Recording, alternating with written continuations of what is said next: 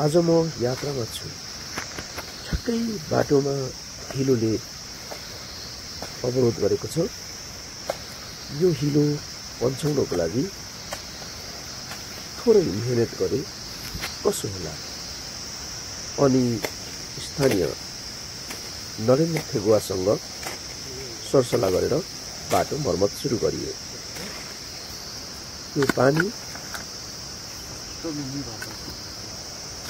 लाई पन्छाउने काम गरियो अनि यो खाल्डा खुल्डी पुर्ने काम पनि गरियो। यो छेउतिरको झाडी फाड्ने काम मैले गरेँ र थोरै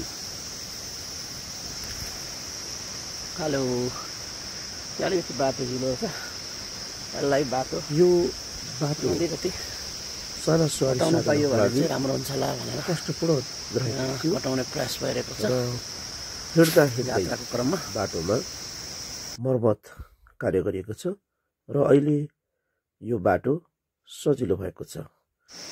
थोरै मद्दत, थोरै सहयोग, थोरै भावना, थोरै समयले विकास कसो होला अगाडि बढाउँ।